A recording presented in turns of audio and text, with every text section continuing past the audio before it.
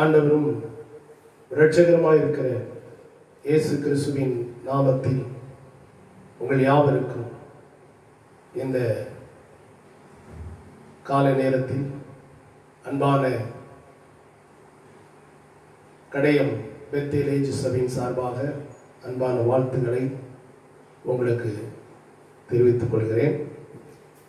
எந்த நாளிலும் ஆண்டுடைய வார்த்தையை நாம் சற்று நேரம் தியானிக்க போகிறோம். நல்ல பாடல்கள் மூலமாக கர்த்தரை ஆராதிக்க கர்த்தர் உதவி செய்தார். தொடர்ந்து ஆண்டுடைய வார்த்தையை நாம் சற்று நேரம் தியானிக்க வேண்டும். ஆண்டுடைய வார்த்தை நமக்கு ஆசீர்வாதத்தை கொண்டு வரும். எந்த நாளிலும் யோபு புஸ்தகம் 8ஆம் அதிகாரம் 7ஆம் வசனத்தை நாம் வாசிப்போம். யோபு 8:7 நான் வாசிக்கிறேன். உம்முடைய துவக்கம் அற்பமாய் இருந்தாலும் உம்முடைய முடிவு சம்பூர்ணமாய் இருக்கும். உம்முடைய துவக்கம் அற்பமாய் இருந்தாலும் உம்முடைய முடிவு சம்பூர்ணமாய் இருக்கும்.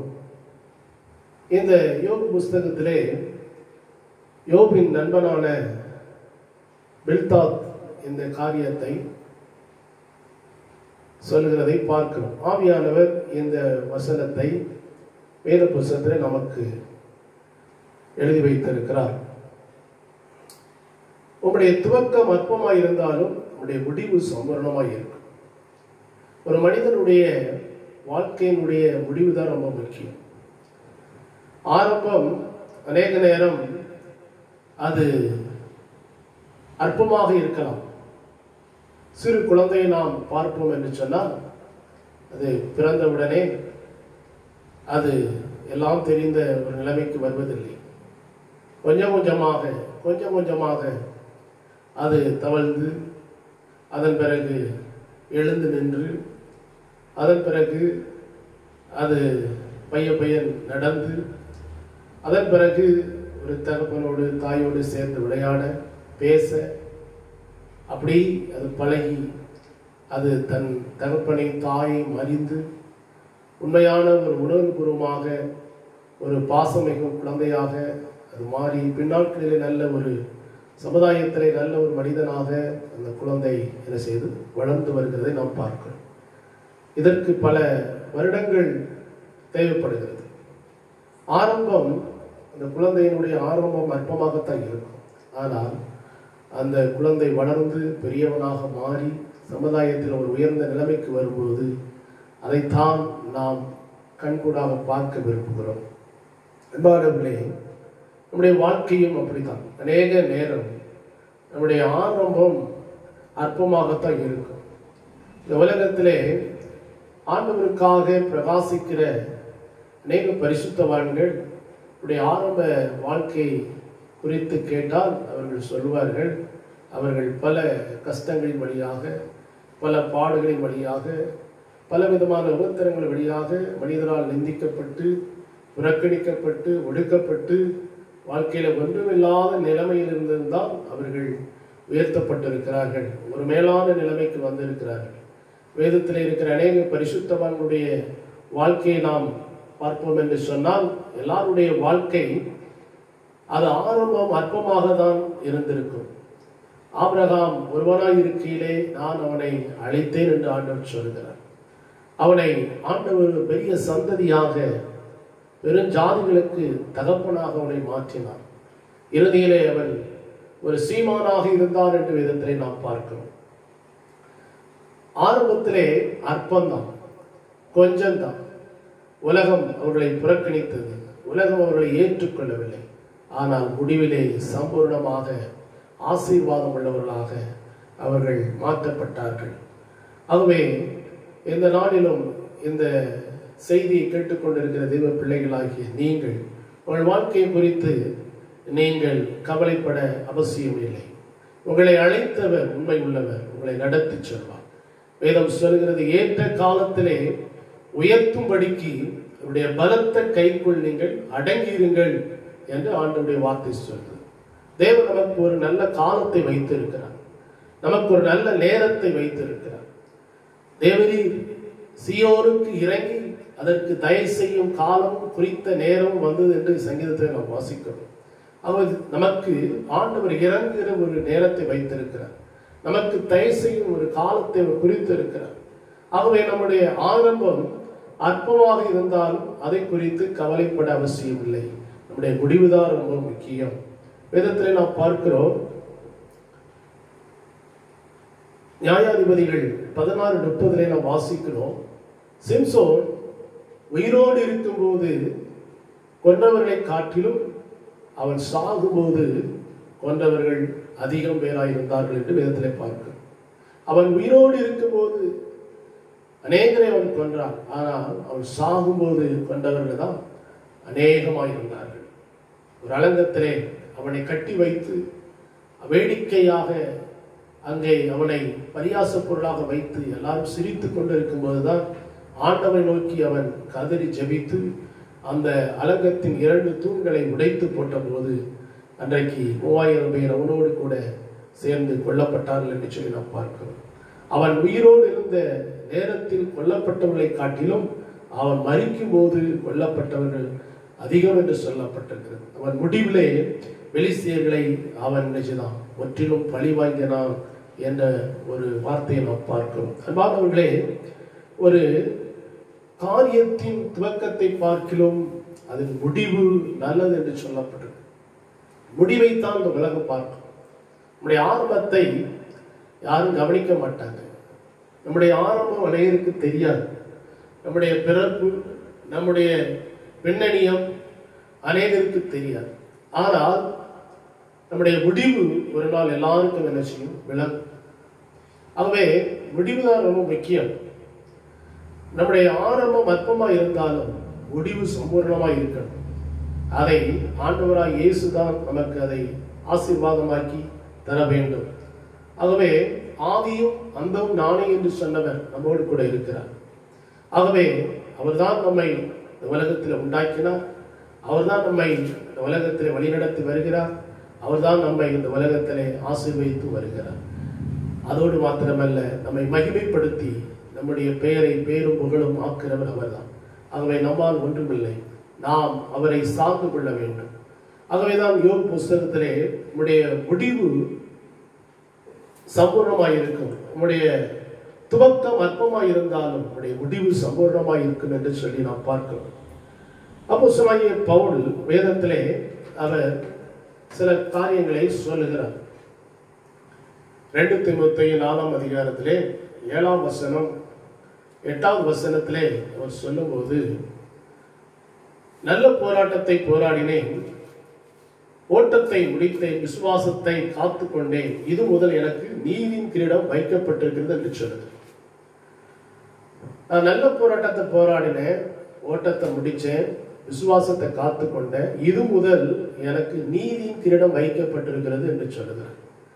அவர் வாழ்க்கையின் முடிவிலே சொல்லுகிற வார்த்தை, இந்த உலகத்துல நல்ல போராட்டம் போராடினேன், ஓட்டத்தை நான் முடிச்சிருக்கிறேன், என் விசுவாசத்தை நான் காத்து கொண்டிருக்கிறேன், இது முதல் எனக்கு நீதியின் கிரீடம் காத்து கொண்டிருக்கிறது என்று சொல்லுகிறார். நம்முடைய வாழ்க்கையிலும் அவர் சொல்லுகிற மாதிரி நமக்கும் அந்த ஒரு விசுவாசம், அந்த தரிசனம் நமக்கு இருக்கணும். இந்த உலகத்தில் வாழ்ந்தேன், ஏதோ நான் சாப்பிட்டேன், உடுத்தினேன், வீட்டை கட்டினேன், நான் பணத்தை சம்பாதித்தேன், நான் பிள்ளைகளை பெற்றேன் என்று சொல்லி அனைவரும் சொல்லிக் கொள்வார்கள். ஆனால் இந்த உலகத்தில் நாம் எதை சம்பாதித்தாலும் உண்மையான காரியத்தை நம்ம சம்பாதிக்காவிட்டால் அதனால ஒரு பிரயோஜனம் கிடையாது.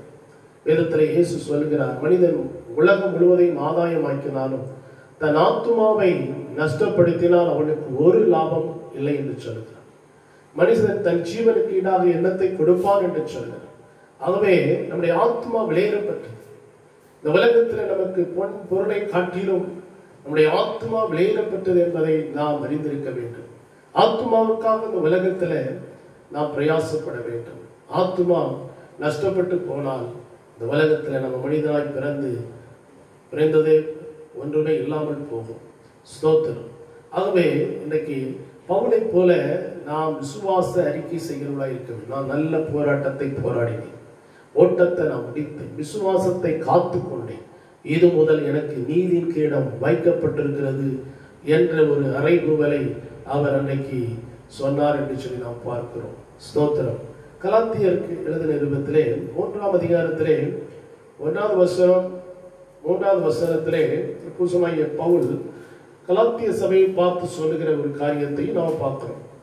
அங்க என்ன சொல்கிறார் அப்படின்னா, கலாத்தியர் 3ஆம் அதிகாரத்திலே 1வது வசனம் 3வது வசனத்திலே நாம் வாசிக்கிறோம். புத்தி இல்லாத கலாத்தியரே, நீங்கள் சத்தியத்திற்கு கீழ்ப்படியாமல் போகத்தக்கதாக உங்களை மயக்கினவன் யார்? இயேசு கிறிஸ்து சிலுவையில் அறையப்பட்டவராக உங்கள் கண்களுக்கு முன் பிரத்யட்சமாய் உங்களுக்குள்ளே வெளிப்படுத்தப்பட்டிருந்தாரே. ஆவியினாலே ஆரம்பம் பண்ணின நீங்கள் இப்பொழுது மாம்சத்தினாலே முடிவு பெறப் போகிறீர்களோ? நீங்கள் இத்தனை புத்தினரா என்று சொல்லி கேட்கிறார். ஆவியிலே ஆரம்பம் பண்ணின அவர்கள் இறுதியிலே அவர்கள் என்ன செய்தார்கள்? மாம்சத்திலே தங்களுடைய வாழ்க்கையை முடிக்க பார்த்தார்கள். ஆவியில ஆரம்பித்தவர்கள் ஆவியில முடிக்க வேண்டும், ஆனால் இங்கே மாம்சத்திலே முடிக்கிறார்கள். அதை பார்த்து அப்போஸ்தலனாகிய பவுலுக்கு ரொம்ப வேதனை. எவ்வளவு பிரயாசப்பட்டு எவ்வளவு பாடுகளை அடைந்து இந்த சபையை கட்டினார். ஸ்தோத்திரம். அதற்காக எவ்வளவு தியாகம் செய்தார். ஆனால் இந்த சபைக்குள்ளே ஒரு தவறான துருபதேசம், அங்கே கள்ள போதனை என்ன செய்து கடந்து வந்தது. கள்ள சகோதரர்களாய் பக்கவழியாக அந்த உபதேசம் என்ன செய்து கடந்து வந்தது. கிருபையினாலே விசுவாசத்தை கொண்டு ரட்சிக்கப்பட்டீர்கள் என்பதை தான் இங்கே நாம் பார்க்கிறோம். ஆனால் நியாயப்பிரமாணத்தின் கிரிகளினாலே ஒரு மனிதன் நீதிமானாக்கப்படுகிறான் என்பதை வலியுறுத்தும்படியாக நியாயப்பிரமாணத்தை பின்பற்ற வேண்டும் என்று அங்கே ஒரு சில மக்கள் என்ன செய்தார்கள்? குழப்பத்தை ஏற்படுத்தினார்கள். இப்பொழுது அப்போஸ்தலனாகிய பவுல் இந்த ஜனங்கள் இந்த கிருபையை விட்டு வழி விலகி போனதை குறித்து வேதனைப்படுகிறார். 1ஆம் அதிகாரத்திலே 6வது வசனத்திலே அவர் சொல்லுகிறார், உங்களை கிறிஸ்துவின் கிருபையினாலே அழைத்தவரை நீங்கள் எவ்வளவு சீக்கிரமாய் விட்டு வேறொரு சுவிசேஷத்துக்கு திரும்புகிறதை பற்றி நான் ஆச்சரியப்படுகிறேன். வேறொரு சுவிசேஷம் இல்லையே, சிலர் உங்களை கலகப்படுத்தி கிறிஸ்துவனுடைய சுவிசேஷத்தை புரட்ட மனதா இருக்கிறார்களே அல்லாமல் வேறே அல்ல என்று சொல்கிறார். பாருங்க, கிறிஸ்துவின் கிருபையினாலே அழைத்தவரை நீங்கள் இவ்வளவு சீக்கிரமாய் விட்டு வேறொரு சுவிசேஷத்திற்கு திரும்புவதை பற்றி நான் ஆச்சரியப்படுகிறேன் என்று சொல்கிறார். வேறொரு சுவிசேஷத்தை இவர்கள் பின்பற்றி போகிறதை குறித்து நாம் பார்க்கிறோம். கலாத்தியர் 6:7 நம்ம பார்க்கிறோம். அங்கே அவர் சொல்கிறார், கலாத்தியர் 6ஆம் அதிகாரம் 7வது வசனத்திலே 5ஆம் அதிகாரம் 7வது வசனத்திலே நாம் பார்க்கிறோம், நீங்கள் நன்றாய் ஓடினீர்களே, சத்தியத்திற்கு கீழ்ப்படியாமல் போக உங்களுக்கு தடை செய்தவன் யார்? நல்லா ஓடினீங்க, நல்ல ஆவியில ஆரம்பம் பண்ணீங்க, நல்லா ஓடுனீங்க, நல்ல புத்தியோடு தெளிவோடு நீங்க நடந்துக்கிட்டீங்க. ஆனா இப்போ என்ன செய்யுங்க? மாம்சத்துல முடிவு பெற போகிறீர்களே, இப்படிப்பட்ட போதனையை உங்களுக்கு கொடுத்தது யார் என்று சொல்லி அப்போஸ்தலனாகிய பவுல் அந்த கலாத்திய சபையை பார்த்து என்ன செய்றார்? கேட்கிறார் என்பதை நாம் பார்க்கிறோம். அப்போ சாத்தான் இந்த சபைக்குள்ள ஒரு தவறான உபதேசத்தை கொண்டு வந்து போட்டு ஸ்தோத்திரம் அவங்கள விசுவாசத்தை விட்டு வழிவிலக பண்ணுகிறான். ஸ்தோத்திரம். அன்பானவர்களே, ஆவியில ஆரம்பம் பண்ணின இவர்கள் மாம்சத்துல முடிக்கிறார்கள். இன்றைக்கு நாமும் சில நேரம் ஆவியில ஆரம்பம் பண்ணியிருப்போம் நம்முடைய வாழ்க்கையில, ஆனா மாம்சத்துல முடிக்கிற ஒரு நிலைமை வரக்கூடாது. ஸ்தோத்திரம். ஒரு காலத்துல இயேசுக்காக பல தியாகங்களை செய்த அநேகர் இன்றைக்கு பின்மாற்றத்துல இருக்கிறாங்க, இன்றைக்கு தவறான உபதேசத்துல இருக்கிறாங்க, ஆண்டவருக்கு விரோதமான காரியங்களை செய்து கொண்டு இருக்கிறாங்க. ஆவியில ஆரம்பம் பண்ணின அவர்கள் மாம்சத்துல முடிக்கிறது மாதிரி நாம் நினைச்ச கூடாது, நம்முடைய வாழ்க்கையை முடித்துக் கொள்ளக்கூடாது. எபேசு சபையை பார்த்து ஆண்டவர் சொல்லும் போது, ஆதியில கொண்டிருந்த அன்பை விட்டாய் என்று உன் பேரில் எனக்கு ஒரு குறை உண்டு என்று சொல்லுகிறார். ஆகவே நீ என்ன நிலைமையில் இருந்து விழுந்தாய் என்பதை நினைத்து ஆதியில செய்த கிரியைகளை செய்வாயாக என்று சொல்லுகிறார். ஆண்டவர் நமக்கு கொடுத்த அந்த அழைப்பை நாம் காத்து கொள்ள வேண்டும். நம்ம ஆதியில பண்ணின பொருத்தனைகள், ஆதியில பண்ணின அந்த ஸ்தோத்திரம் உண்மையான தியாகங்கள், அந்த உண்மையான ஸ்தோத்திரம் அந்த அன்பு இன்னைக்கு குறைந்து போன நிலைமையில செய்து காணப்படுகிறது. நாள் செல்ல செல்ல கிறிஸ்துவ வாழ்க்கையில அநேகர் அப்படி மங்கி போன ஒரு நிலைமைக்கு போகிறார்கள். ஸ்தோத்திரம். அப்படிப்பட்டவர்களாய் அல்ல. இந்த கலாத்திய சபையை போல நாம் நினைச்சக்கூடாது, இருக்கக்கூடாது. நாம் ஆவியில் ஆரம்பம் பண்ணின நாம் மாம்சத்தில் முடிக்கக்கூடாது. நாம் ஆவியிலே தான் என்ன செய்யணும், முடிக்கணும். ஸ்தோத்திரம். பரம அழைப்பின் பந்தய பொருளுக்காக லக்கை நோக்கி நான் ஓடுகிறேன் என்று சொல்லி அப்போஸ்தலனாகிய பவுல் சொல்கிற போல அந்த லக்கை விடாம நாம் தொடர்ந்து பின்பற்றி ஓட வேண்டும். அதுதான் நம்முடைய அழைப்பு, அதுதான் நம்முடைய எதிர்பார்ப்பாக என்ன செய்ய வேண்டும், இருக்க வேண்டும். ஸ்தோத்திரம். ஆகவே இந்த நாட்களிலே நாம் நம்முடைய துவக்கம் அற்பமாக இருந்தாலும் நம்ம முடிவு சம்பரணமாக இருக்கணும்னா ஆவியில் ஆரம்பம் பண்ணது மாதிரி கடைசி வரையில நம்ம ஆவியில் என்ன செய்யணும், நிலை நிற்க கர்த்தர் நமக்கு கிருபை தருவாராக. முதலாவதாக சங்கீதம் 74:24 நாம் பார்க்கிறோம். தாவீது சொல்கிறார், உம்முடைய ஆலோசனைப்படி நீர் என்னை நடத்தி முடிவில என்னை மகிமையிலே ஏற்றுக்கொள்வீர் என்று சொல்லுகிறார். உம்முடைய ஆலோசனைப்படி நீர் என்னை நடத்தி முடிவிலே நீர் என்னை மகிமையில ஏற்றுக்கொள்வீர் என்று சொல்லுகிறார். பாருங்க, முடிவில மகிமையில என்னை ஏற்றுக்கொள்வீர். தேவன் நம்முடைய வாழ்க்கையின் முடிவிலே நமக்கு ஒரு மகிமையை வைத்திருக்கிறார், ஒரு மேலான பாக்கியத்தை வைத்திருக்கிறார். அதை நாம் உணர்ந்து கொள்ள வேண்டும். அதற்கு தேவனுடைய ஆலோசனைப்படி நாம் நடக்கிறவர்களாய் இருக்க வேண்டும். ஆண்டவர் நமக்கு ஒவ்வொரு நாளும் ஆலோசனை கொடுக்க வல்லவராய் இருக்கிறார். நான் உனக்கு போதித்து நீ நடக்க வேண்டிய வழியிலே உன்னை நான் நடத்துவேன், உண்மையில் என் கண் வைத்து ஆலோசனை சொல்லுவேன் என்று சொல்லுகிறார். நம்முடைய ஆண்டவர் நமக்கு நல்ல ஆலோசனைகளை சொல்லி தருவார். நம்முடைய வாழ்க்கையில தோல்வியின் நேரத்துல, பிரச்சனையான நேரத்துல, வாழ்க்கையில என்ன செய்ய வேண்டும் என்று தெரியாத நேரத்திலெல்லாம் நமக்கு நல்ல ஆலோசனைகளை கொடுத்து நம்மை நடத்தி செல்கிறவன். ஆகவே எதற்காக அப்படி நடத்துகிறான்னு சொன்னா, முடிவிலே நம்மை மகிமையிலே ஏற்றுக்கொள்ளும்படியாக நாம நம்முடைய முடிவான வாழ்க்கையிலே ஒரு மகிமையான நிலைமையில் இருக்க வேண்டும், ஒரு மேலான நிலைமையில் இருக்க வேண்டும் என்ற எதிர்பார்ப்போடு தான் கர்த்தர் நமக்கு நல்ல ஆலோசனைகளை அவர் தருகிறார். அதனால தான் சங்கீதக்காரன், நீர் உம்முடைய ஆலோசனைப்படி நீர் என்னை நடத்தி முடிவிலே என்னை மகிமையில ஏற்றுக்கொள்வீர் என்று சொல்கிறார். நம்முடைய ஆண்டவர் நமக்கு ஒரு மகிமை வச்சிருக்கிறார். அந்த மகிமையை நம்ம சுதந்திரிக்கணும். அந்த பாக்கியத்துக்கு உரியவர்களாக நம்ம என்ன செய்யணும், மாற வேண்டும். வேதத்திலே லூக்கா 16ஆம் அதிகாரத்திலே 19ஆம் வசனத்தில் நம்ம பார்க்கிறோம். அங்கே ஐஸ்வர்யவான் இந்த உலக மகிமையிலே நிறைந்தவனாக இருந்தான், சம்பிரமமாய் வாழ்ந்து வந்தான் என்று சொல்லி நாம் பார்க்கிறோம். அவனுக்கு ஒரு குறையுமே இல்லை, அவனுக்கு எல்லாம் நிறைவாய் இருந்தது. உலகத்துக்குரிய சகல விதமான பொருட்களும் சகல விதமான ஆசீர்வாதங்களும் அவனுடைய வாழ்க்கையில நிறைந்திருந்தது. அவனுக்கு எல்லாம் வேண்டியதெல்லாம் அவனுக்கு என்ன செய்து, குறைவின்றி கிடைத்தது என்று சொல்லி நாம் பார்க்கிறோம். அவன் நினைத்த நேரத்துல நினைத்த இடத்திற்கு போவான், அவன் நினைத்த வஸ்திரங்களை உடுத்துவான். சோத்திரம். நினைத்த வாழ்க்கையை ரசிதான் அவன் உலகத்துல அனுபவித்தான். அவனுக்கு ஒன்றும் குறைவாக இருந்ததில்லை என்று சொல்லி நாம் பார்க்கிறோம். ஆனால் அவனுடைய வீட்டுக்கு முன்பாக ஒரு சாதாரண பிச்சைக்காரனை போல இருந்தவன் தான் லாசரு. அவன் ஒருவேளை ஆகாரத்துக்கு கூட கஷ்டப்படுகிற மனிதனாக இருந்தான். அவனுக்கு உடுக்க உடையில்லாத ஒரு நிலைமை இருந்தது. ஸ்தோத்திரம். தெருவில் தான் அவனுடைய தங்குமிடமாக இருந்தது. ஸ்தோத்திரம். அவனை விசாரிப்பதற்கு யாரும் இல்லை, அவனை ஆதரிப்பதற்கு யாரும் இல்லை. மழை வந்தா வெயில் வந்தா அவன் ஒதுங்குவதற்கு சரியான இடம் கூட இல்லை. ஆனா அவன் உலகத்தின் பார்வையிலே அவன் மதிப்பற்றவனாக இருந்தான். உலகத்தின் பார்வையிலே அவன் புறக்கணிக்கப்பட்டவனாக இருந்தான். உலகத்தின் பார்வையிலே அவன் ஒன்றுக்கு உதவாத ஒரு நிலைமையில இருந்தது போலதான் அவனுடைய வாழ்க்கை இருந்தது. பாருங்க, ஒரு நாள் மரணம் வந்துச்சு. இந்த லாசரு அடக்கம் பண்ணப்பட்டான். அவன் மரித்த போது தேவதூதர்கள் வந்து அவனை ஆபிரகாமுடைய மடியிலே கொண்டு போய் வைத்தார்கள். பின்பு ஒரு நாள் ஐஸ்வர்யவான் என்ன செய்தானா, மரித்தான். அவனை அடக்கம் பண்ணுவதற்கு ஒரு உலகத்தில் இருக்கிற எல்லா முக்கிய பிரமுகர்கள் எல்லாம் என்ன செஞ்சாங்களாம், கடந்து வந்தாங்களாம்.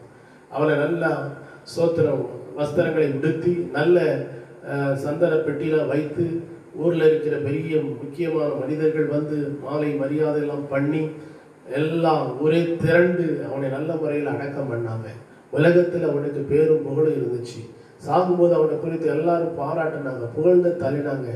ஆனா பாருங்க, மரித்த அடுத்த நிமிடமே அவனுடைய ஆத்துமா பாதாளத்துல என்ன செய்தான், வேதனைப்பட்டதான்.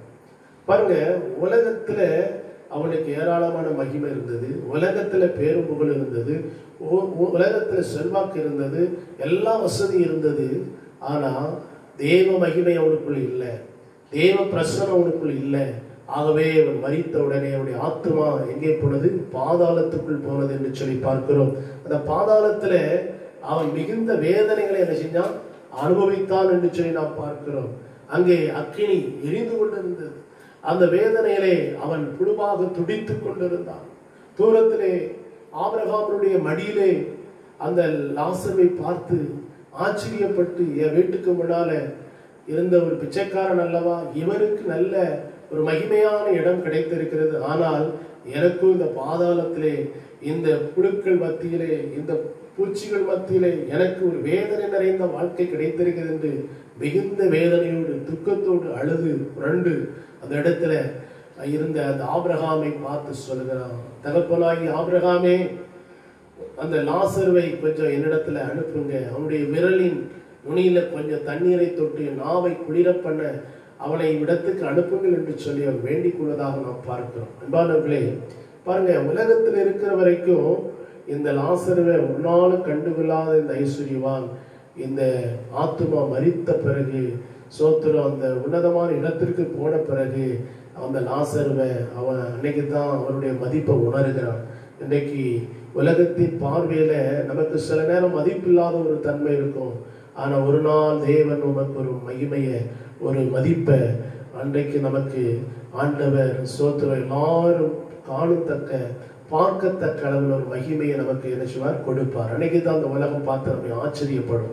ஆகவே இன்றைக்கு நாம இயேசுக்காக சில பாடுகளை, கஷ்டங்களை, நிந்தைகள், அவமானங்கள் அடைந்தால் அதை குறித்து நீங்க சந்தோஷப்பட வேண்டும். ஏனென்றால் பரலோகத்திலே உங்களுக்கு மிகுந்த பலன் உண்டு என்று சொல்லி ஆண்டவர் சொல்லுகிறார்.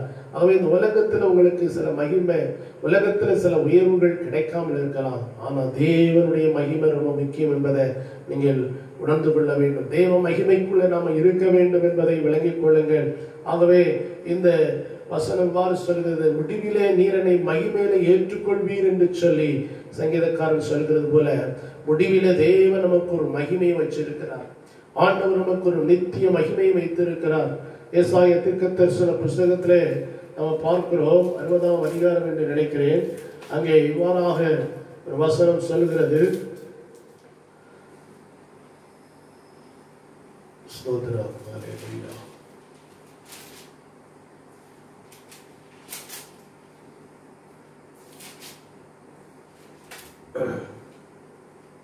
உன்னை நித்திய மாட்சிமையாக நான் வைப்பேன் என்று ஆண்டவர் சொல்லுகிறார். சோத்திரம், நீ நெகிழப்பட்டதும் ஒருவரும் கடவாததுமாய் இருந்தாய் என்று சொல்லி ஆண்டவர் சொல்லுகிறார். பாருங்க, அப்படிப்பட்ட நிலைமையில இருந்த மனிதர்களை ஆண்டவர் நித்திய மாட்சிமை உடையவர்களாக மாற்றுகிறார். ஆகவே நம்ம உலகத்தின் பார்வையில சில நேரம் அற்பமாக எண்ணப்படலாம், நாம் கைவிடப்பட்டவர்களாக எண்ணப்படலாம், புறக்கணிக்கப்பட்டவர்களாக இருக்கலாம். ஆண்டவர் நம்மை எல்லாருக்கும் முன்பாக நித்திய மகிமை உடையவர்களாக, நித்திய மகிழ்ச்சி உடையவர்களாக அங்கே ஆண்டவர் நம்மை மாற்றுவார். ஏசாயா 60:15 வசனத்துல தான் அந்த வசனம் சொல்லப்படுகிறது, நீ நெகிழப்பட்டதும் கைவிடப்பட்டதும் ஒருவரும் கடந்து நடவாததுமாய் இருந்தாய், ஆனால் உன்னை நித்திய மாட்சிமையாகவும் தலைமுறை தலைமுறையாய் இருக்கும் மகிழ்ச்சியாகவும் வைப்பேன் என்று சொல்லுகிறார். நித்திய மாட்சிமையாகவும் தலைமுறை தலைமுறையாய் இருக்கும் மகிழ்ச்சியாகவும் கர்த்தர் நம்மை நினைச்சுவாரா, நம்மை வைப்பேன் என்று சொல்லுகிறார். ஆகவே நாம கவலைப்பட தேவையில்லை. நம்ம உலகத்தின் பார்வையில் நெகிழப்பட்டலாம், கைவிடப்பட்ட நிலைமையில் இருக்கிறோம், ஒருவரும் கடந்து நடவாத ஒரு நிலைமையில கூட நம்ம நினைச்சலாம் இருக்கலாம். ஆனா தேவன் நமக்கு ஒரு நித்திய மாட்சிமை வைத்திருக்கிறார், நித்திய ஒரு மகிமையை நமக்கு நினைச்சார் வைத்திருக்கிறார். இந்த லாசருக்கு ஆண்டவர் அந்த மகிமையை கொடுத்தது போல உங்களுக்கும் எனக்கு அந்த மகிமை ஆண்டவர் வைத்திருக்கிறார் என்பதுல சந்தேகமே இல்லை. ஆகவே நாம் அந்த நித்திய மகிமைக்குரியவர்கள் என்பதை எப்பொழுது நம்முடைய மனதில் நாம் என்ன செய்ய வேண்டும்? ஆழமாக பறித்து கொள்ள வேண்டும். ஸ்தோத்திரம். நீதிமொழிகள் 14:32 நாம் வாசிக்கிறோம், நீதிமான் தன் மரணத்தில் நம்பிக்கை உள்ளவன் என்று சொல்லப்பட்டிருக்கிறது. நீதிமானுக்கு அவனுடைய மரணத்தின் மேல் ஒரு நம்பிக்கை இருக்கிறது. என்ன நம்பிக்கை அப்படின்னு சொன்னா, நான் இன்னைக்கு மரித்தாலும் என்னுடைய ஆத்மா ஆண்டவருடைய சமூகத்தில் போய் என்ன செய்யும்? இளைப்பாறும் என்ற ஒரு நம்பிக்கை ஆண்டவர் அவனுக்கு கொடுத்திருக்கிறார். ஆனா நீதிமொழிகள் 11:7 நாம் வாசிக்கிறோம், துன்மார்க்கன் மரிக்கும் போது அவன் நம்பிக்கை என்ன செய்யுமா? அழியும் என்று சொல்லப்பட்டிருக்கு. துன்மார்க்கன் மரிக்கும் போது அவன் உலகத்துல நம்பிக்கொண்டிருந்த எல்லாம் அவனை விட்டு என்ன செய்யும்? போய்விடும். அவன் எதெல்லாம் இந்த உலகத்துல எனக்கு மகிமை என்று சொல்லி நினைத்து கொண்டிருந்தான் அத்தனை அவனை விட்டு கைவிடும், அவனை விட்டு போய்விடும். அவன் போகும்போது ஒன்றும் கொண்டு போக முடியாது. அவன் எதன் மேல் நம்பிக்கை வச்சதான் அத்தனை காரியங்கள் அவனை என்ன செய்யும்? கைவிடும். ஆகவே துன்மார்க்கன் மரிக்கும் போது அவன் நம்பிக்கை என்ன செய்யுமா? அழியும் என்று சொல்லப்பட்டிருக்கிறது. சோத்திர நீதிபதிகள் 11:23 நாம் வாசிக்கிறோம். துன்மார்க்கருடைய நம்பிக்கை கோபாக்கனையில் முடியும் என்று சொல்லப்பட்டிருக்கு. துன்மார்க்கருடைய நம்பிக்கை கோபாக்கனையில் முடியும். அது அவர்களுடைய இந்த உலகத்தில் அவர்கள் என்னெல்லாம் நம்பிக்கையோடு இருந்தாங்களோ அது கடைசியில் அவங்களுக்கு ஆபத்தா முடியும். அதுவே அவங்களுக்கு அழிவை கொண்டு வரும் என்று சொல்லி நாம் பார்க்கிறோம். ஆகவே நம்முடைய ஆண்டவர் நம்மை அப்படி நடத்த மாட்டார், நம்மளை அழிவுக்கு ஒப்பு கொடுக்க மாட்டார். சோத்திரம். நீதிமான் தன் மரணத்தில் நம்பிக்கை உள்ளவன். நீதிமானுடைய மரணம் கர்த்தரின் பார்வைக்கு எப்படிப்பட்டதா இருக்கிறதா? அருமையாக இருக்கிறது என்று சொல்லப்பட்டிருக்கிறது. ஆகவே அன்பான தெய்வ பிள்ளைகளை, இன்றைக்கு சோத்திரம், நீதிமானுக்கு ஒரு நல்ல நம்பிக்கை உண்டு. அவன் தன் மரணத்துல நம்பிக்கையோடு இருக்கிறான். அவன் இன்றைக்கு நான் மரித்தாலும் என் ஆண்டவராக இயேசுவினிடத்தில் நான் போய் இருப்பேன், இளைப்பாறுவேன், சமாதானத்துக்குள்ள பிரவேசிப்பேன் என்ற அறிவு அவனுக்கு இருக்குது. ஆனால் ரட்சிக்கப்படாத ஆத்துமாக்களுக்கு அந்த நம்பிக்கை கிடையாது. சோத்திரம். நீதிமொழிகள் 24:20 நான் பார்க்கும்போது துன்மார்க்கனுக்கு நல் முடிவு இல்லை என்று சொல்லப்பட்டிருக்கிறது. துன்மார்க்கனுக்கு நல்ல முடிவே கிடையாது. சோத்திரம் வாழ்க்கையின் முடிவுல அவன் வேதனையை, துன்பங்களை, துயரங்களை எல்லாம் என்ன செய்யணும்? அவன் அடைந்து ஆக வேண்டும். சோத்திரம். அவனுக்கு நல்ல முடிவே கிடையாது. சோத்திரம். ஆனால் நீதிமானுக்கு நல்ல முடிவு உண்டு. அதனால தான் வேலையாம் தீர்க்கதரிசி சொல்லும் போது நீதிமான் மரிப்பது போல நான் மரிப்பேனாக என்று சொல்லுகிறார். சோத்திரம். அவன் முடிவு போல் என் முடிவு இருப்பதாக என்று சொல்லி பிழையாம் சொல்லுகிறார். பாருங்க, அவன் இஸ்ரவேல் ஜனங்களை பார்த்த போது அவனுக்கு அப்படிப்பட்ட ஒரு தரிசனம், அப்படிப்பட்ட ஒரு எண்ணம் வந்தது. ஏன்னு சொன்னா, ரட்சிக்கப்பட்ட ஜனம், தேவனால் தெரிந்தெடுக்கப்பட்ட ஜனம். ஆகவே அந்த ஜனத்துக்கு ஆண்டவர் கொடுத்திருக்கிற வாக்கியத்தை, ஆசீர்வாதங்களை அவன் ஆவியில பார்த்தான். சோத்திரம். அவன் அதை தானும் பெற்றுக்கொள்ள வேண்டும் என்ற எண்ணத்துல தான் அவன் அப்படி சொன்னான் என்று சொல்லி நான் பார்க்கிறேன். ஆகவே ரட்சிக்கப்பட்ட தேவ பிள்ளைகளுக்கு மரணம் என்பது சோத்திரம் ஒரு ஆசீர்வாதம் தான். சோத்திரம். அவர்கள் இந்த உலகத்திலே தங்களுடைய ஜீவனை விட்டால் அடுத்த நிமிடமே தங்களுடைய ஆத்மா பரலோகத்திலே அங்கே இளைப்பாறுவதை அவர்கள் பார்க்க முடியும். ஆனால் துன்மார்க்கருடைய மரணம் அப்படி கிடையாது. அவருடைய ஆத்மா பாதாளத்தில் போய் என்ன செய்யும்? வேதனை அடையும். இந்த உலகத்துல அவர்கள் அனுபவிக்காத வேதனையை அந்த பாதாளத்துல போய் என்ன செய்வார்கள்? வேதனை அடைவார்கள். ஆகவே அப்படிப்பட்ட ஒரு வேதனை உள்ள இடத்துக்கு யாரும் சொல்லக்கூடாது என்பதற்காகத்தான் இயேசு கிறிஸ்து இந்த உலகத்தில் வந்து உங்கள் பாவங்களையும் என் பாவங்களையும் கல்வாரி சிலுவையிலே அவர் சுமந்தார். நமக்கு சமாதானத்தை உண்டு பண்ணும் ஆக்கினை இயேசு சிலுவையிலே அவர் அடைந்தார் என்று வேதம் சொல்லுகிறது. மெய்யாகவே நம்முடைய பாடுகளை ஏற்றுக்கொண்டு நம்முடைய துக்கங்களை அவர் சிலுவையில சுமந்தார். நமக்கு சமாதானத்தை உண்டு பண்ணும் ஆக்கினை அவர் அடைந்தார் என்று வேதம் சொல்கிறது. ஆகவே இந்த சமாதானம் உங்களுக்கு தேவையா? உங்கள் குடும்பத்துக்கு தேவையா? நீங்கள் இயேசுவை விசுவாசியுங்கள். உங்கள் பாவங்களை அறிக்கையிடுங்கள். நீங்கள் எப்பேற்பட்ட நிலைமையில வாழ்ந்து கொண்டிருந்தாலும், எவ்வளவு பெரிய கொடிய பாவியாக இருந்தாலும், இயேசு உங்கள் பாவங்களை மன்னிக்க வல்லமையுடையவராய் இருக்கிறார். உங்கள் ஆத்துமாவை இயேசு பரலோகத்துக்கு கொண்டு செல்வதற்கு விரும்புகிறார். வேதம் யோவான் 3:16 நாம் வாசிக்கிறோம். தேவன் தம்முடைய ஒரே பேரான குமாரனை விசுவாசிக்கிற எவரோ அவன் கெட்டு போகாமல் நித்திய ஜீவனை அடையும்படிக்கு அவரை தந்தருடைய இவ்வளவாய் உலகத்தில் அன்பு கூர்ந்தார் என்று வேதம் சொல்கிறது. அன்பானவர்களே, நீங்கள் கெட்டு போவது தேவ சித்தம் அல்ல. நீங்கள் அழித்து பாதாளம் செல்வது தேவ சித்தம் அல்ல. நீங்கள் இயேசு தருகிற அந்த ஆசீர்வாதத்தை பெற்றுக்கொள்ள வேண்டும். அந்த பரலோக ராஜ்யத்தை நீங்கள் சுதந்திரிக்க வேண்டும்.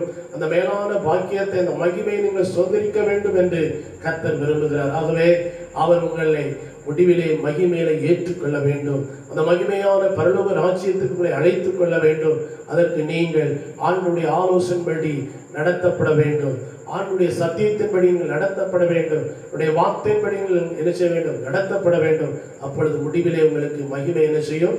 உண்டு. ஆகவே நீதிமொழிகள் 23:18 நாம் வாசிக்கிறோம். நிச்சயமாகவே முடிவு உண்டு, ஒரு நம்பிக்கை வீண் போகாது என்று சொல்லப்பட்டிருக்கிறது. ஆகவே நிச்சயமாக இந்த உலகத்துல எல்லா மனிதருக்கும் ஒரு நாள் முடிவு உண்டு. ஆனா அந்த முடிவுக்கு அப்புறம் என்ன நடக்க போகிறது? சோத்திரம். அது ஆண்டவர்களுக்கு, இந்த தேவ பிள்ளைகளுக்கு ஒரு நம்பிக்கை இருக்கிறது. நான் இன்னைக்கு மரித்தா என் பரலோகத்துல இருப்பேன். ஆனால் ரட்சிக்கப்படாதவர்களுக்கு அந்த நம்பிக்கை கிடையாது. அவருடைய நம்பிக்கை எல்லாம் அழிந்து போய்விடும். அவர்கள் இந்த உலகத்தில் எதெல்லாம் நம்பிக்கொண்டிருந்தார்களோ அதெல்லாம் அவர்களை கைவிடும் என்று சொல்லி நாம் பார்க்கிறோம். ஆனால் ஆண்டுடைய பிள்ளைகளுடைய நம்பிக்கை ஒரு நாள் என்ன செய்யாது, வீண் போகாது. ஆகவே அன்பானவர்களே, இன்றைக்கு நாம் ஆண்டுடைய மகிமையிலே ஏற்றுக்கொள்ளப்பட வேண்டும். சோத்திரம், அந்த மகிமையை நாம் பெற்றுக்கொள்ள வேண்டும் என்று கர்த்தர் விரும்புகிறார். அதற்காகத்தான் இயேசு கிறிஸ்து கல்வாரி சிலுவையிலே தன்னுடைய ஜீவனை கொடுத்தார் என்று நாம் பார்க்கிறோம். ஆகவே நம்முடைய துவக்கம் அற்பமாய் இருந்தாலும் நம்முடைய முடிவு சம்பரணமாய் இருக்க வேண்டும். ஆகவே அதற்கு நாம் என்ன செய்ய வேண்டும்? வேதத்திலே யோபு 8ஆம் அதிகாரம் 5வது வசனம், 6வது வசனம், 7வது வசனத்திலே நாம் பார்க்கிறோம். அங்கே சொல்லப்பட்டிருக்கிறது, நம்முடைய முடிவு சம்பரணமாய் இருக்க வேண்டும் என்று சொன்னால் 5வது வசனத்திலே நாம் பார்க்கிறோம், நீர் ஏற்கனவே தேவனை தேடினவராக இருக்க வேண்டும் என்று சொல்லப்பட்டிருக்கிறது. ஏற்கனவே தேவனை தேடினவராக இருக்க வேண்டும். பாருங்க, சிலர் வயதான நேரத்தில் ஆண்டவரை நான் ஏற்றுக்கொள்வேன், என் வாழ்க்கையின் முடிவில் நான் ஆண்டவரிடத்துல வருவேன் அப்படின்னு சொல்லுவாங்க. ஆனால் ஆண்டவர் என்ன சொல்லுகிறார் என்று சொன்னா, வாலிப பிராயத்தில் ஒரு சிருஷ்டிகரை நினை என்று சொல்லுகிறார். இளவயதும் வாலிபமும் மாயை என்று ஆண்டவர் சொல்லுகிறார். வாலிப பிராயத்தில் ஒரு சிருஷ்டிகரை நினைக்கணும். இந்த உலகத்துல வாலிப பருவத்தை ஆண்டவர் கொடுக்காதவர்கள் வயதான நிலைமையில ஆண்டவருக்கு என்ன கொடுப்பேன் அப்படின்னு சொன்னா, அது உண்மையாகவே அவங்க சோத்திரம், அவங்க ஏமாற்றப்படுகிறார்கள், வஞ்சிக்கப்படுகிறார்கள் என்பதை விளங்கிக் கொள்ள வேண்டும். சோத்திரம், தன்னை அறியாமலே அவர்கள் சொல்லுகிறார், வயதான காலத்தில் நான் வந்துடுவேன் அப்படின்னு சொல்லுவாங்க. அவங்க வரவே முடியாது. 5இல் வளையாதது 50 நினைச்ச முடியாது, வளையாது. ஆகவே வாலிப பிராயத்தில் ஆண்டவரை தேடுகிற ஒரு அனுபவம், அதான் இளவயதின் பக்தி. உன் இளவயதின் பக்தியை நான் அறிந்திருக்கிறேன் என்று எரேமியாவை நாம் வாசிக்கிறோம். வனாந்திரத்திலே நீ வாழ்க்கைப்பட்ட போது உனக்கு இருந்த நேசத்தையும் உன் இளவயதின் பக்தியை நான் அறிந்திருக்கிறேன் என்று சொல்கிறார். இப்ப இளவயதுல ஒருவன் ஆண்டவரை எந்த அளவுக்கு நேசிக்கிறானோ அதுதான் வயசான காலத்துல இருக்கும். இளவயதுல ஆண்டவரை தேடாம இஷ்டம் போல வாழ்ந்துக்கிட்டு கண்டதே காட்சி கொண்டதே கோலம் என்ற எண்ணத்துல போய்கொண்டு கடைசி நேரத்தில் நான் வந்து விடலாம் என்று சொன்னால் பிசாசு அவனை விடமாட்டான். ஸ்தோத்திரம், அவனை பாதாளத்துக்கு தான் கொண்டு போவான். ஆகவேதான் இந்த வசனத்திலே நாம் வாசிக்கிறோம், உம்முடைய துவக்க அற்பமாக இருந்தாலும் முடிவு சம்பரணமாக இருக்கணும்னு சொன்னால் ஏற்கனவே நீ தேவனை தேடுகிறவராக இருக்க வேண்டும். ஏற்கனவே ஆண்டவரை தேடி தேடி தேடி தேடி அவரை நேசிக்கிற நேசத்தால் நிரம்பினவர்களாக இருக்க வேண்டும். சோத்திரம், அதனால தாவீது சொல்லும்போது கர்த்தரை நித்தமும் தேடுங்கள் என்று சொல்லுகிறார். உடைய வல்லமையை நித்தம் நாடுங்கள் என்று சொல்லுகிறார். உடைய வாழ்க்கையில ஒவ்வொரு நாளும் ஆண்டவரை தேடணும். நீர் அவரோடு பழகி சமாதானமாக இரும், அதனாலே உமக்கு நன்மை வரும் என்று யோபு புஸ்தகத்தில் வாசிக்கிறோம். அப்ப ஆண்டவரோடு பழகணும், ஆண்டவரோடு ஐக்கியப்பட வேண்டும், ஆண்டவரோடு உறவாட வேண்டும். நீங்கள் ஒரு மணி நேரமாவது என்னோடு விழித்திருக்க கூடாது என்று சொல்லி ஆண்டவர் சீசர்களை பார்த்து சொல்லுகிறார். ஒரு நாளைக்கு ஒரு மணி நேரமாவது ஒரு விசுவாசி ஆண்டுடைய சமூகத்தில் காத்திருக்க வேண்டும், அவரோடு ஐக்கியப்பட வேண்டும், அவரோடு உறவாட வேண்டும், அவரோடு பழக வேண்டும், பேச வேண்டும், அவரை பாடி மகிமைப்படுத்த வேண்டும், அவருடைய சந்தோஷத்தை பெற்றுக்கொள்ள வேண்டும். அவர் ஏற்கனவே தேவனை தேடுகிறவராக இருக்க வேண்டும். கடைசி நேரத்தில் ஒரு கஷ்டம் வரும்போது, ஒரு பிரச்சனை வரும்போது ஆண்டவரே என்னை காப்பாற்றும், என் பிரச்சனையை தீர்த்து வையும் ஐயா என்று சொல்லிட்டு ஆண்டவர்கிட்ட ஆண்டவர் அதை ஏற்றுக்கொள்ள மாட்டார். ஸ்தோத்திரம். D.L. மோடி என்ற ஒரு தேவனுடைய மனிதன் இங்கிலாந்து தேசத்தில் இருந்தார். அவர் ஒரு நாள் ஒரு ஸ்தோத்திரம் ஒரு சினிமா நடிகைக்கு அவர் சுவிசேஷம் அறிவித்தார். அப்பொழுது அந்த அம்மா, எனக்கு இப்பொழுது நேரம் இல்லை, எனக்கு ஒரு நாள் நேரம் வரும், அந்த நேரத்தில் நான் என்ன செய்ய இயேசுவை ஏற்றுக்கொள்கிறேன் அப்படின்ட்டு சொல்லி அந்த அம்மா சொன்னாங்களாம். அப்போ அந்த வீட்டில் அவர் அழைக்கப்பட்டிருந்தார். அவர்கள் உலகத்தில் அன்றைக்கு அவர்களுக்கு பேரும் புகழும் செல்வாக்கும் நல்ல மதிப்பும் இருந்தது, நல்ல பிரபலமாக இருந்தாங்க.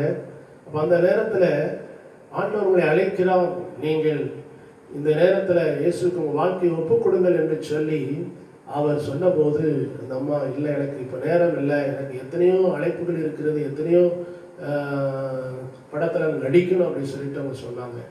அந்த நேரத்தில் அந்த அம்மா கொடுத்த ஒரு சின்ன காஃபி அவங்க அறிந்து கொண்டு குடித்து கொண்டு இருக்கும்போது அந்த காஃபியை கொஞ்சம் குடித்துட்டு மீதியை அவர் வச்சுட்டார். வைத்து விட்டுட்டு அவர் என்ன செஞ்சார், கொஞ்ச நேரம் கழிச்சு அந்த பாதி காப்பியை அந்த அம்மாட்ட கொடுத்து, இதை நீங்கள் குடியுங்கள் என்று சொல்லி அந்த அம்மாட்ட அவர் சொல்லியிருக்கிறார். உடனே அந்த நடிகை, பிரபலமான நடிகை கோபத்தில், உன்னுடைய எச்சி காப்பியை நீ எனக்கு கொடுக்கிறாயா என்று கோபத்தோடு பேசினார்களாம். அப்பொழுது அவர் சொன்னாராம், அம்மா, என்னுடைய எச்சி காப்பியை நீங்கள் குடிக்க மாட்டேன்னு சொல்கிறீங்க, அதே போல் அந்த உலகத்தில் உங்களுடைய நேரத்தெல்லாம் கொடுத்து உங்கள் சரீரத்தெல்லாம் நீங்கள் கொடுத்து உங்கள் வயதான காலத்தில் வந்து இயேசுக்கு உங்கள் வாழ்க்கையை நீங்கள் ஒப்பு கொடுத்தீங்கன்னா ஆண்டவர் சொல்வார், உங்கள் எச்சி வாழ்க்கை எனக்கு தேவையில்லை என்று சொல்வார். ஆகவே நீங்கள் இப்பொழுதே மனம் திரும்பி இயேசுடன் வந்துருங்க அப்படின்னு சொன்னாராம். அன்பானவர்களே, ஸ்தோத்திரம். இன்னைக்கு அநேகர் ஆண்டவர் எந்த நேரத்தில் தேடுறாங்கன்னா கடைசி நேரத்தில் அவங்கள ஒரு கஷ்டம், பிரச்சனை, வாழ்க்கையில் இனிமேல் ஒன்றுமே கிடையாது என்ற நிலைமையில் வரும்போது நாம் வந்துக்கலாம் அப்படின்னு சொல்லி நினைக்கிறாங்க. அப்படி வந்தால் ஆண்டவர் என்ன செய்ய மாட்டார், நம்மளை ஆசீர்வாதமாக மாற்ற மாட்டார், நம்முடைய முடிவை சம்பூர்ணமாக அவர் மாற்றி தர மாட்டார். நாம் என்ன செய்ய வேண்டும், நல்லா இருக்கும்போதே நல்ல கையும் காலும் நல்ல சரீர அவயங்கள் நல்லா ஒழுங்காக இருக்கும்போதே ஒழுங்காக ஆண்டவரை தேடி ஆண்டவருக்குள்ளே நம்ம என்ன செய்யணும், வாழ வேண்டும். நம்ம அந்திய காலத்தில் வந்து மனம் திரும்பி வந்துடலாம் அப்படின்னு சொன்னால் அது முடியாத ஒரு காரியம். ஆகவேதான்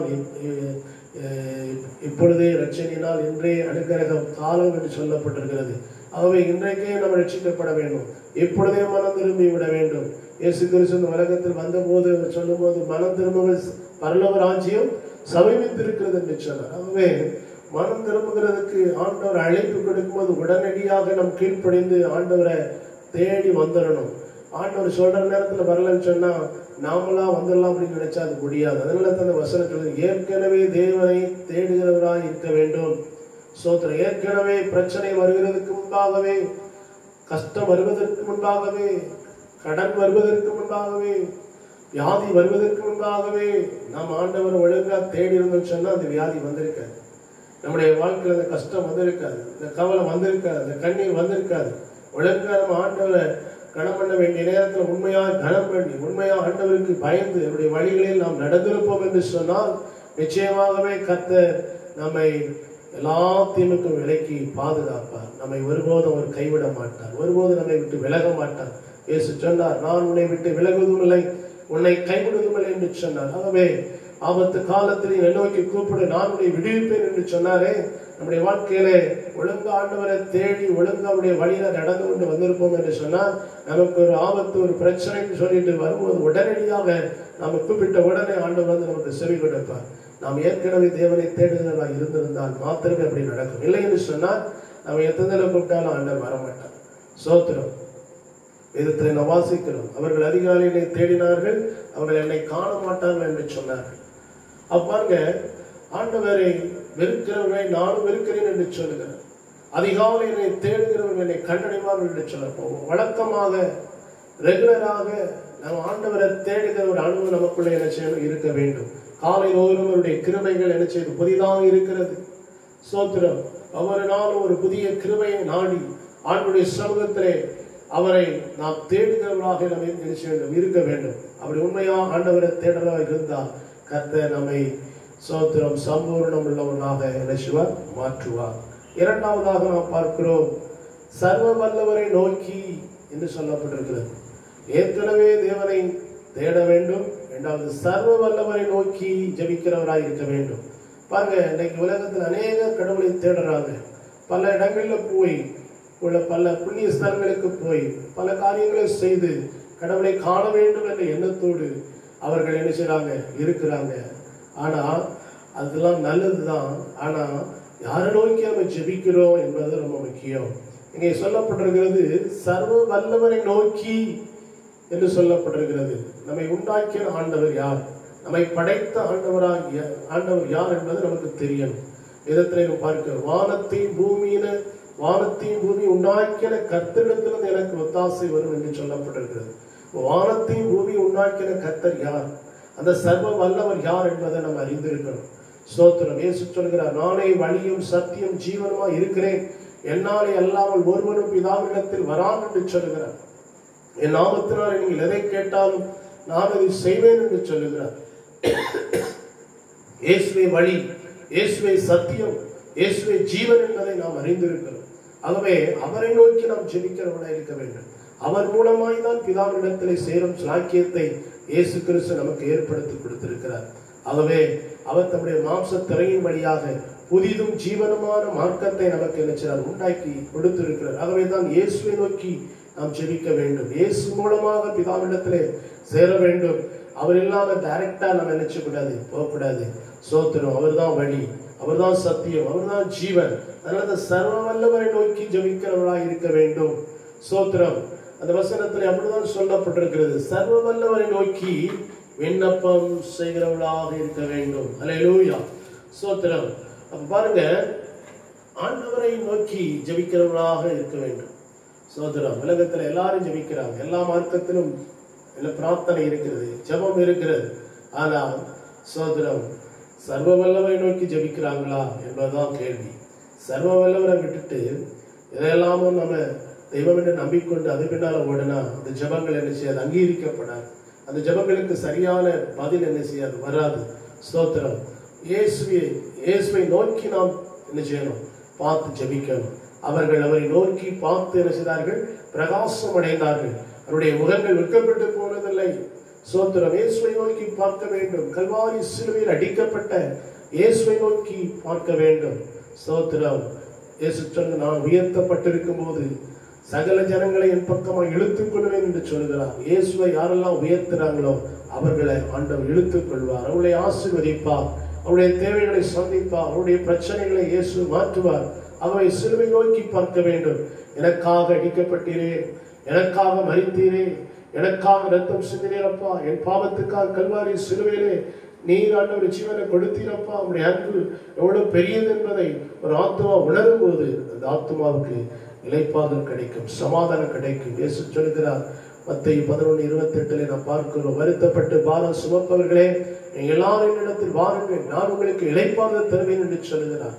என்னுடைய நுகம் லகுவாயும் அது மெதுவாயும் இருக்கிறது, என்னுடைய நுகத்தை ஏற்றுக்கொள்ளுங்கள், அப்பொழுது உங்கள் ஆத்துமாக்களுக்கு இளைப்பாறுதல் கிடைக்கும் என்று சொல்கிறார். ஆகவே நம்முடைய ஆத்துமாக்களுக்கு இளைப்பாறுதல் வேண்டுமென்றால், சமாதானம் வேண்டுமென்றால் இயேசுவிடத்தில் வர வேண்டும்.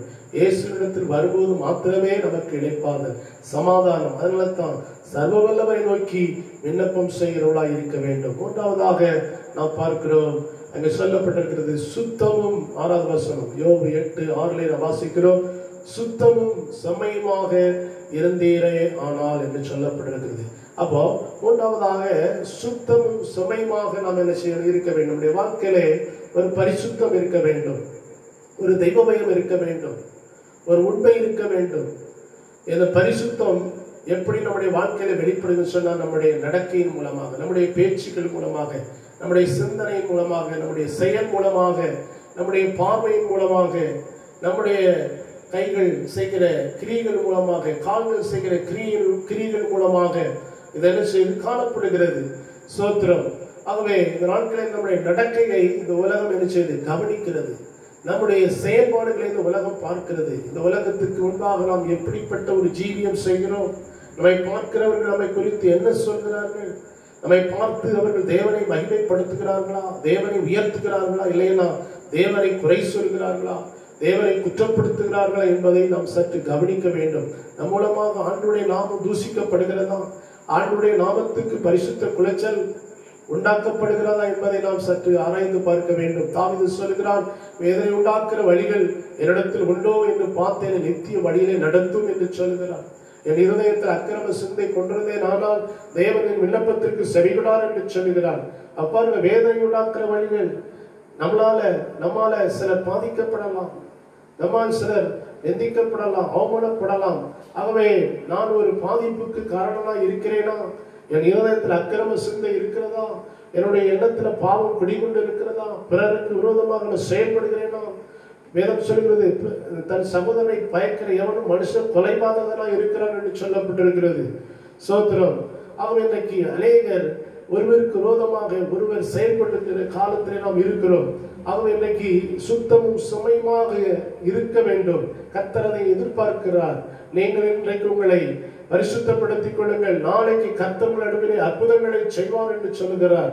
ஆகவே இன்றைக்கு நம்முடைய வாழ்க்கையிலே ஒரு நல்ல பரிசுத்த ஜீவியம் காணப்பட வேண்டும். இயேசு கிறிஸ்து நம்மை பரிசுத்தத்திற்காக அழைத்திருக்கிறார், அசுத்தத்திற்கு அல்ல. ஆகவே இந்த நாட்களிலே நம்ம பரிசுத்தமாய் வாழ வேண்டும், நாம் பரிசுத்தமாக ஜீவிக்க வேண்டும். நம்மை பார்த்து அநேகர் மனம் திரும்ப வேண்டும், ரட்சிக்கப்பட வேண்டும், பாவ மன்னிப்பு நிச்சயத்தை பெற்று பரிசுத்த வாழ்க்கையினராக ஜனங்கள் கடந்து வர வேண்டும். அதற்கு ஆண்டவர் உங்களை என்னை வைத்திருக்கிறார். சோத்திரம். உலகத்தில் வந்து எந்த மனுஷனை பிரகாசிப்பிக்கிற மெய்யான ஒளியாக இயேசு இருக்கிறார். நானே ஜீவ ஒளி என்று இயேசு சொல்கிறார். என்னை பின்பற்றுகிறவன் அவன் இருளில் நடவான் என்று சொல்கிறார். ஆகவே இயேசுதான் உலகின் ஒளி. நாம் அந்த உலகின் ஒளியை விசுவாசிக்கிற பிள்ளைகள், அவருடைய வெளிச்சத்தில் நடக்கிறவர்கள்.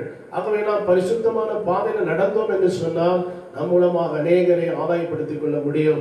அதற்கு பரிசுத்தம், சுத்தம், செம்மை நமக்கு அவசியமாக இருக்கிறது. இந்த 3 காரியங்கள் நம்முடைய வாழ்க்கையில் இருக்கும் என்று சொன்னால் நம்முடைய வாழ்க்கையிலே கர்த்தர் என்ன செய்வாராம் என்று சொல்லி நாம் பார்க்கிறோம். அப்பொழுது அவர் உமக்காக விழித்து நீதியுள்ள உங்களுடைய வாசஸ்தலத்தை சாங்கோபமாக்குவார் என்று சொல்லப்பட்டிருக்கிறது. ஆண்டவர் நாம் ஏற்கனவே தேவனை தேடுகிறவர்களாய் இருந்தால், அதோடு மாத்திரமல்ல சர்வ வல்லவரை நோக்கி நாம் விண்ணப்பம் செய்கிறவர்களாய் இருந்தால், ஒன்றாவதாக சுத்தமும் செம்மையுமாக நாம் இருப்போம் என்று சொன்னால் ஆண்டவர் நமக்காக விழித்து அவர் என்ன செய்வாராம், நீதியுள்ள நம்முடைய வாசஸ்தலத்தை அவர் சாங்கோபமாக்குவார் என்று சொல்லப்பட்டிருந்தது. ஆசீர்வாதமாக்குவார், அதை செழிப்பாக மாற்றுவார். ஆண்டவர் நமக்காக விழித்து செயல்பட வேண்டும் என்று சொன்னால் இந்த 3 காரியங்கள் நம்முடைய வாழ்க்கை இருக்க வேண்டும். அப்பொழுதுதான் நம்முடைய துவக்கம் அற்பமாக இருந்தாலும் நம்முடைய முடிவு ஆசீர்வாதமா என்ன செய்யும் இருக்கும். இல்லை என்று சொன்னால் நம்முடைய முடிவு பரிதாபத்துக்குரியதா இருக்கும். வேதத்தில் நாம் பார்க்கிறோம், யூதாஸ் என்பவன் 30 வெள்ளிக்காசுக்காக இயேசுவை காட்டி கொடுத்தான். முடிவில் அவன் என்ன செஞ்சானா, வயிறு வெடித்து தலைகளாக அவன் என்ன செஞ்சானா, உடல் சரிந்து என்ன செஞ்சானா, மரத்துல தொங்கிக் கொண்டிருந்தான். அவன் சரீரம் நாற்றம் எடுத்தது என்று சொல்லி நாம் பார்க்கிறோம். சோத்திரம். ஆண்டு கொண்டு செத்தான் என்று சொல்லி பார்க்கிறோம். முடிவு பரிதாபமாய் இருந்தது. அவன் பிறமாது இருந்தால் நலமாயிருக்கும் என்று இயேசு சொல்கிறார். என்னை காட்டிக் கொடுக்கிறவன் கையோ என்று சொன்னார். அவனுடைய முடிவு பரிதாபமாய் இருந்தது. அன்பான தேவ பிள்ளைகளே, நம்முடைய வாழ்க்கை, நம்முடைய வாசஸ்தலம் சாங்கோபமாக மாற வேண்டுமா? நம்முடைய குடும்பம் ஆசீர்வாதமான நிலைமைக்கு இருக்க வேண்டும். நம் முடிவு சம்பூர்ணமாக இருக்க வேண்டுமா? ஒரு மேன்மையான நிலைமைக்கு நம்முடைய வாழ்க்கை வரணுமா? நம்ம என்ன செய்ய வேண்டும்? சோத்திரம். இந்த 3 காரியங்களை ஒழுங்கா செய்கிறவர்களாக இருக்க வேண்டும். ஏற்கனவே தேவனை தேடுகிறவராக இருக்க வேண்டும். சர்வ வல்லவரை நோக்கி விண்ணப்பம் செய்கிறவராக இருக்க வேண்டும்.